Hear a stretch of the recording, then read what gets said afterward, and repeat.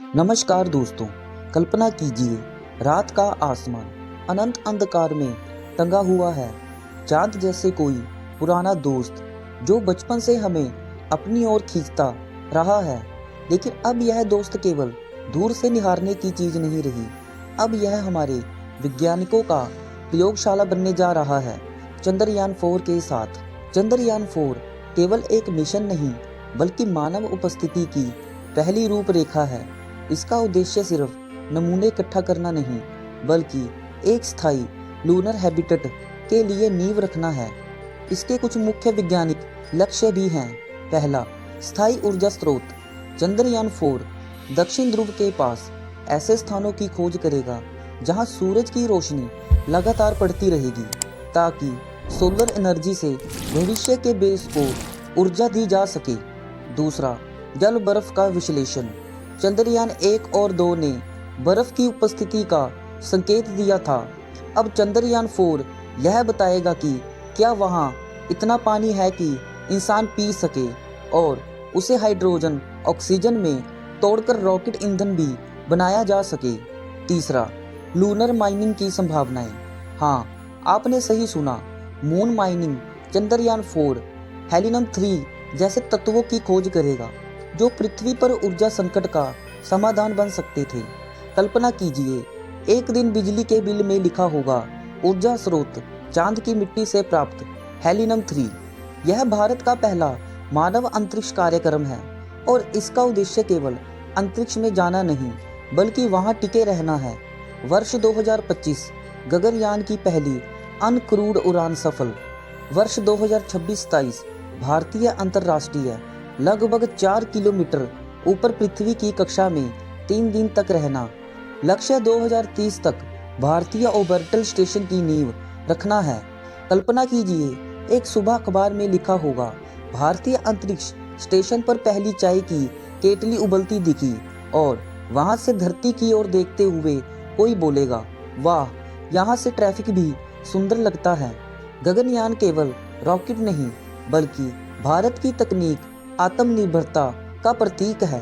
DRDO ने space suit और जीवन समर्थन प्रणाली बनाई। इसरो ने क्रू मॉडल और स्पेस सिस्टम तैयार किया। HAL ने संरचनात्मक ढांचा विकसित किया। और सबसे मजेदार बात, इन सब के बीच भारत ने ना नासा से सीखा और अपने जुगाड़ से कुछ नया ही बना डाला। कहा जाता है इसरो वैज्ञानिक कॉफी कम कोड ज्यादा पीते हैं। दृश्य बदलता है।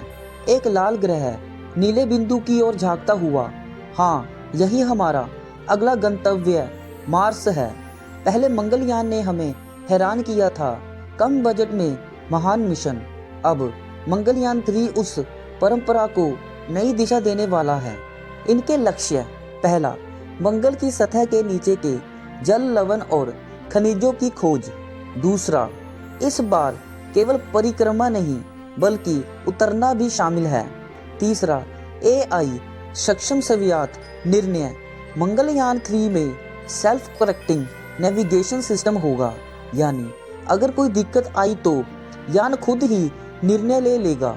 यानी अब मंगल पर भी जुगाड़ चलेगा, लेकिन स्वचालित जुगाड़। भारत अब केवल चंद्र और मंगल तक सीमित नहीं, अगला लक्ष्य है वीनस और एस्टेरॉयड बेल्ट तक। शुक्रयान, एक ऐसा मिशन जो शुक्र ग्रह की घनी सल्फ्यूरिक बादलों वाली परतों में झांकेगा। इसका उद्देश्य यह समझना है कि क्यों शुक्र कभी पृथ्वी जैसा था और फिर कैसे एक नर्क समान ग्रह बन गया। एस्टेरॉयड मिशन 2028 के बाद भारत उन इलाकों की ओर नजर डाल रहा है जिनमें प्लैटिनम, निकेल और दुर्लभ धातुएं भरी हैं। और अगर यह मिशन सफल हुआ तो माइनिंग का अगला युग धरती पर नहीं बल्कि अंतरिक्ष में शुरू होगा। किसे पता, अगली बार शादी में दुल्हन के गहने एस्टेरॉयड 433 ईरोस से आए सोने के हों। यहाँ थोड़ी गंभीरता है। भारत के इन मिशनों के पीछे केवल तकनीक नहीं बल्कि दर्शन भी शामिल है। हम केवल स्पेस रेस नहीं दौड़ रहे बल्कि कॉस्मिक अंडरस्टैंडिंग की खोज में हैं।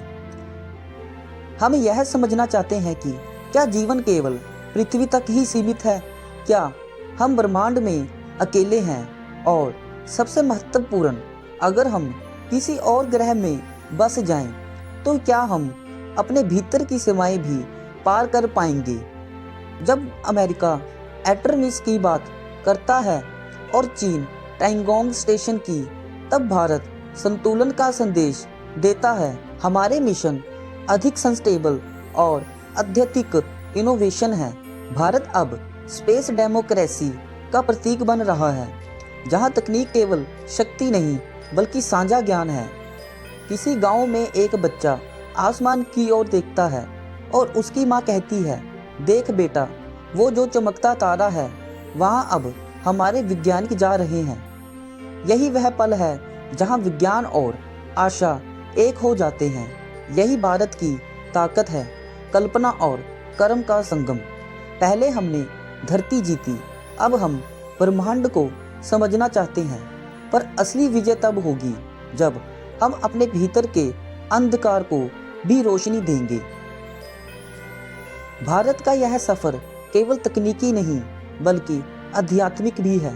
चंद्रयान, गगनयान, मंगलयान, ये सब कदम केवल अंतरिक्ष में नहीं बल्कि मानव चेतना के विस्तार की दिशा में हैं।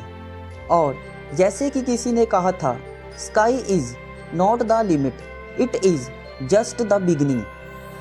दोस्तों, वीडियो अच्छी लगी हो तो वीडियो को लाइक और शेयर करें।